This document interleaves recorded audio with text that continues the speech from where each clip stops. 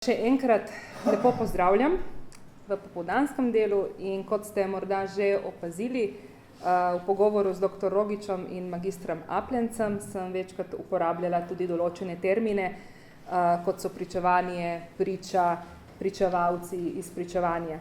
Na temo pričevanskosti v filozofiji in literaturi v zgodovinski situaciji 20. stoletja sem namreč doktorirala, pri čemer sem za primere nekako vedno uporabljala in izpostavljala situacije povezane s koncentracijskimi taborišči in okrožja, v katerih so se znašli pričevalci po tem, ko so bili izpuščeni iz njih. Zadnja leta sem se ukvarjala s fenomenom totalitarističnega zla, kot se je udejanil v zoni koncentracijskih taborišč. Vso to zadevo sem po metodološki in fenomenološki plati pripeljala do postavitve pričevanske triade, priča, pričevalec, izpričevanje, na osnovi Heideggerove teorije to biti, teorije Hannah Arendt, Rickerja, Gambena, Gadamerja in drugih filozofov, tako politične teorije kot fenomenologije in hermeneutike. Eden od primerov, kamor je potem tudi vključena filozofska, literarna in zgodovinska obravnava pričevanskosti, je tudi primer Golega otoka. Tudi profesor Rogiča in profesor Aplenca sem v svoji dizertaciji omenila. Ob vseh preučevanih teorij, na katere smo primorani znanstveno se potem navezovati, so pa veliko pomembnejša, to, kar sem tudi v prvem delu omenila, izhodišča za premislek, ki so bodisi osnovana iz neposrednih ustnih pričevanj preživelih pričevalcev koncentracijskih taborišč, bodisi iz posrednih pričevanj, torej na literarni način.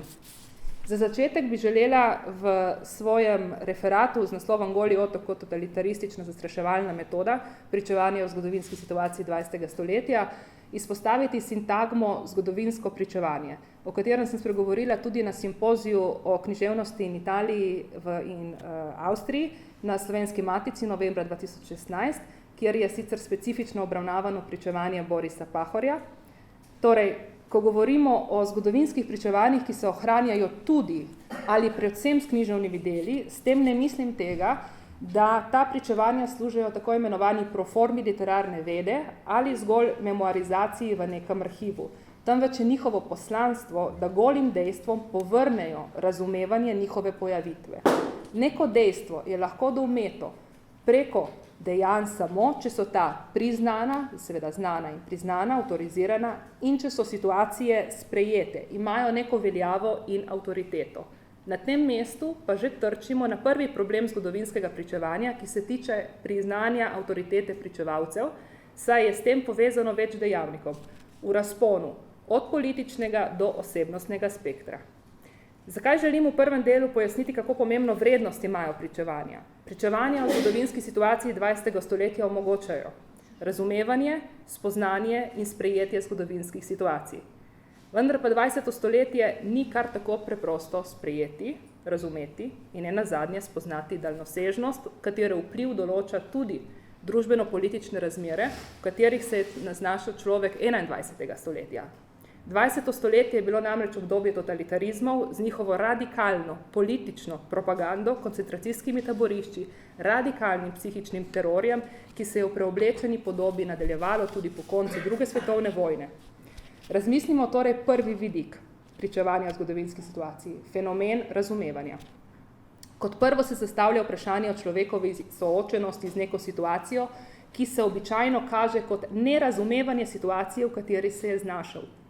To nerazumevanje ni vezano na faktično situacijo, v kateri se je človek znašel, marveč se mu zaradi tega nerazumevanja zgodovinske situacije zoperstavlja nuja po vprašanju, ki ima ontološko-ontični karakter, čemu je priča.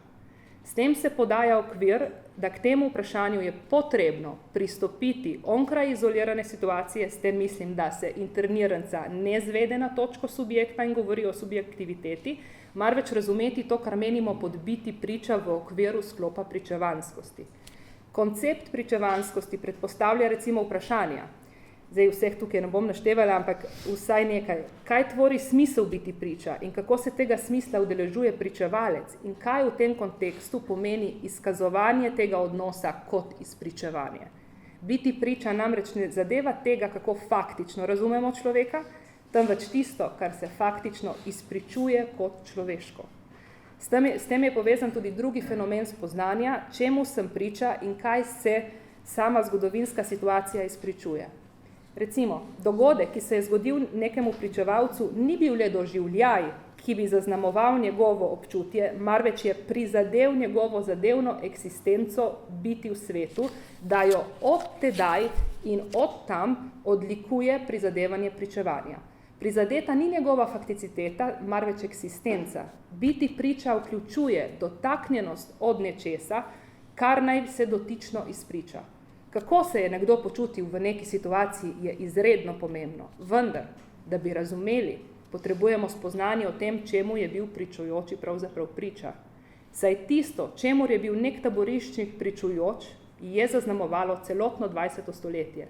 Ukolikor tega ontološko-ontičnega polja vpraševanja ne odpremo, ne moremo niti razumeti, spoznati in sprejeti zgodovinsko situacijo, niti je ne more pričevalec, ki je bil priča zgodovinski situaciji, izpričati kot resnično. Še več, zapremo se oziroma ga v nadaljno nemost in zabris.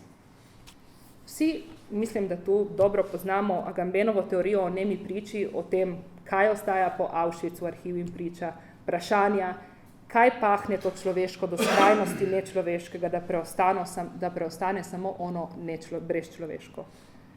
Ob tem pa izostane vprašanje, ali obstaja nekaj takega, kar lahko imenujemo sindrom Auschwitza po Auschwitzu. To sintagmo bi rada pojasnila preko zgodovinske situacije, ki vzpostavlja specifično vrsto prisilne nemosti, tako logoraša na Golem otoku, kakor latentni logor oziroma prisilni molk zunaj njega. Pri vprašanju Golootočanov se zastavlja vprašanje, ali nimamo tudi tu opraviti z vrsto neme priče, kot jo poznamo po Agambenovi teoriji, na primeru nacističnih lagerjev. S tem poudarjam, da taborišč ne želi enačiti med seboj, ampak zaradi same vladavine, ki je uzurpirala oblike totalitarnega sistema in ki je obvladovala recimo tako nacizem kot komunizem, odpiram premislek o vprašanju, ki jih je spostavil že Agamben, ko je govoril o nacističnih taboriščih. Prav preko slednjega je sintagma neme priče sploh prišla v občo obravnavo. Saj je nacionalsocializem bil razglašen kot zločinski totalitarni režim, Nemčiji pa naprtena družbena krivda.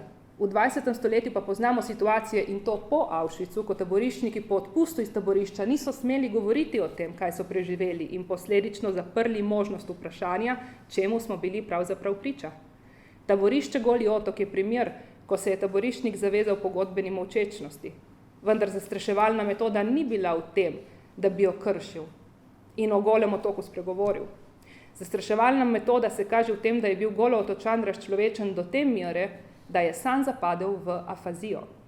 Ta nemost se ne dotika samo govorca in komunikacije, tu bi sicer potem lahko odprli teorije od Foucaulta, Derridaja, Gambena, a vzemimo si premislek, ko ta metoda postane zastraševalna do te mere, da briše pričevalca kot pričo.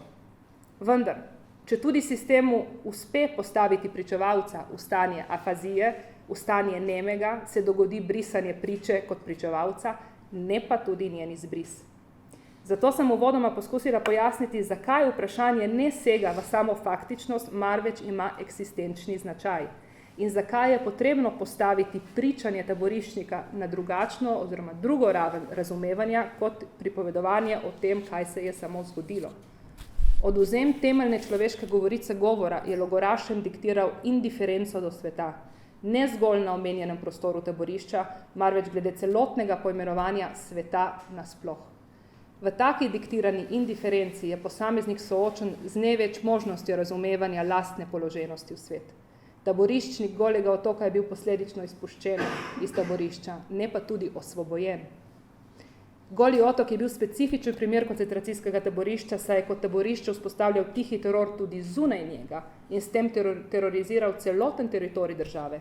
Zato lahko rečemo, da ob vstopu na Goli otok logoraš je padel v nekakšen brisan prostor, po izstopu iz njega pa v prostor zabrisanih. Sintagmo brisanega prostora menim situacijo, ki je ukazovala odsotnost priče, pri čemer ta priča lahko postane odsotna zgolj tako, da se zabriše oziroma pade v stanje pričevanske afazije. Taborišče na Golem otoku je pravzaprav vzpostavljalo generalno, celotno poslušnost politični oblasti. Teror, ki je vladal v taborišču, je vzpostavljal še bistvenejši tihi teror zunaj njega. Jugoslavija, ki je po eni strani išla iz medvojnega terorja, nacizma in fašizma ter povojnega nadzora Sovjetske zveze nad vsemi povezanimi komunističnimi partijami, ki so v Evropi prišle na oblast, je gradila pravzaprav na koncu državo s notranjim terorjem družbenega nadzora. Potem se je nadzor in kaznovanje spremenil v kaznovanje zaradi nadzora. Takšen preobrat vodi v teror, ki vlada sam po sebi in brez razloga, v korist države, čeprav se na njej opravičuje. Teror postane terorizem same totalitarnosti. Kot tretjo točko, poleg omenjenega razumevanja in spoznanja, pa bi želela odpreti vprašanje sprejetja zgodovinske situacije, ki afektira tako tiste, ki so preživeli logor Golega otoka, kot druge zunaj njega. Eden od vidikov sprejetja je zagotovo poimenovanje logorja Goli otok kot totalitaristično koncentracijsko taborišče in ne kot politični zapor. Slednje namreč daje prizven, da je v primeru Golega otoka izključno bilo zapiranje političnih nasprotnikov, ki so ogrožali politično oblast. Med deportiranci so bili tudi ti, ne pa zgolj leti. Goli otok je bil politični zapor oziroma predvsem koncentracijsko taborišče. K sprejetju neke travmatične situacije pa zagotovo spada tudi nuja po rehabilitaciji. Za žrtve Golega otoka lahko rečemo, da so bile v širšem spektru obravnav na prostoru nekdanje Jugoslavije politično pa tudi družbeno le delno deležne ali pa vsaj ne v taki meri, kot bi si jo zaslužile, pravnega in zakonodajnega povračila ter opravičila. K slednjemu je prispevala tudi okoliščina, da je Jugoslava kot država razpadla. Žrtve Golega otoka so bile celo priča temu, da so nekateri akteri izvršne oblasti, na primer, omenila bom Jovo Kapičiča, ki je bil upravitelj Golega otoka, niso bili nikoli poklicani pred določeno vrsto odgovornosti. Še več, leta 2012 je bil Kapičič odlikovan za narodnega heroja. Namesto, da bi demokratični sistem v 21. stoletju zadostil ustreznemu priznanju žrtev Golega otoka in sprožil določene rehabilitacijske postopke, pa s tem ne menim, da je tukaj potrebno uvesti kazenski pregon, ampak zagotoviti tiste pogoje, ki bi koristile rehabilitaciji nekdanjih logorašev tudi v korist današnji demokraciji, v očiščanju neke pretekle ali prav pretekle zgodovine naroda, kar je pa tudi seveda po teoriji Hannah Arendt nujno zato, da bi se primarno zaščitila oblast in avtoriteta prizadetega, ker bi bil izostanek kazni vzrok njegovega ponižanja. Namesto tega se podeljuje odlikovanja za narodne zasluge. Kapičič pričevanje nekaterih taboriščnikov po padcu političnega sistema interpretira kot laži in napačno razumevanje namena Golega otoka. V oddaji Intervju sa Jugoslavom, to si lahko tudi na YouTubeu ogledate, se Kapičič razglasi za edino žrtev Golega otoka. In pravi, citiram, Jugoslavija je imela v primerjavi s Sovjetsko zvezo, ne bom rekel ravno demokratičen, ampak bolj umirjen sistem. Tu se je lahko razgovarjalo, govorilo. Tu se je lahko razgovarjalo, govorilo, konec navedka. Kar je seveda v nasprotju ne le z večino pričevanj žrtev Golega otoka, ki so spregovorile prosto šele v zadnjem desetletju 20. stoletja, seveda nekateri prej, ampak govorimo o večini, ki ni morala do takrat preseči te travme. Marveč tudi s tem, da je teoretično Goli otok deloval še do sredine 80. let, teoretično. V primeru nacističnih koncentracijskih taborišč se je nasilje nad žrtvami ostro obsodilo. Nacizem kot totalitarni režim 20. stoletja je po vojni politični svet v celoti obsodil. Komunistični sistem Jugoslavije pa ni bil nikoli zares družbeno obsojen ali ne v dovoljšnji meri ovrednoten kot totalitarni režim, da bi se v širšem družbenem kontekstu razumelo, o čem govorimo, ko uporabljamo opravičila za tako imenovano milejšo verzijo povojnega komunizma. Seveda v primerjavi z nacistično obliko totalitarizma se ni izvajalo zunanje političnega nasilja in holokausta, je pa vzpostavljal notranje politično represijo, ki jo je ta isti narod priznaval kot sprejemljivo po ideji družbeno koristnega. Vendar, kot sem že omenila, žrtve Golega otoka in niso bile le žrtve na Golem otoku. Ustvarjanje latentne in permanentne ogroženosti od zunanjih političnih razmer je notranji vladajoči strukturi omogočilo izvajati teror, ki se ga je opravičevalo v imenu obrambe države, če tudi ta dejansko ni bila nikoli napadena. Ostaja odprto vprašanje, kako torej razumeti radikalizacijo zla tega taborišča do njegove skrajne banalnosti, da so bile meje Jugoslavije pravzaprav meje Golega otoka. Svoj referat pa bi zaključila s poskusom obrazložitve, zakaj je pomen pričevanja tako zelo pomemben za razumevanje, spoznanje in sprejetje neke zgodovinske situacije. Pričevalci izpričujejo to, kar je zanje resnično, s tem, da se izpričuje na način biti priča. Fenomen resnice ima širok spekter razlag in razumevanja glede na polje preučevanja, znanosti in tako dalje. Zato se na tej točki ne bomo, oziroma pač ne moramo trenutno spuščati v resnične ali neresnične sodbe o sami resnici izpričanega, temveč v zaključku zgolj želim opozoriti, da resnico zaradi njene samoumevnosti ni mogoče zadovoljivo pojasniti in dokazati, prav tako pa tudi ne z neko izjavo zaobseči njeno celoto. Lahko pa se jo izpričuje ravno s tem, da smo na način biti priča. Z resnico ne moremo prepričevati, ker ni, sklicevala se bom na Arendtovo tu, predmet prepričevanja. Resnica se izmika prepričevanju, a z množico je mogoče ravnati le na način prepričevanja in posledično obvladovanja. Za prepričevanje je potrebno verjetje in ne resnica. Resnica se ne izmika le priči. Priča je tista, ki lahko spravi resnico na površje, na jasnino, in sicer tako, da izpričuje sebe na način, ki ga je na ontološkem kontekstu pripisujemo tu biti. Zato je resnica kot predpogoj, da se avtoriteta samega pričevalca ohranja brez obsojenja resničnosti ali neresničnosti od neke oblasti, tisti fenomen, ki je za pričo bistvenega pomena, ukolikor želimo doseči smisel pričevanja. Z odpovedjo priči se odpovemo resnici kot taki. Drugače povedano, če se odpravi avtoriteta, se odpravi tudi priča. Vendar biti priča lahko izpričuje avtoriteto, ki umanjka. Zato je potrebno vzeti v premislek tudi to, da je njen namen doseči indiferenco pričevalca glede tega, da mu je biti priča. Kako torej prepričati, v narekovajih, to indiferentnost, v katero je zapadel človek, ki je preživel koncentracijsko taborišče, da osvobodi lastno pričo? In mar ne je to ravno način, da izpričuje kot pričevalec? In mar ne ravno s tem pričevanjem osvobodi tudi vse tiste druge žrtve zunaj njega? Vse tiste žrtve, ki so bile tudi žrtve Golega otoka zunaj njega. Hvala.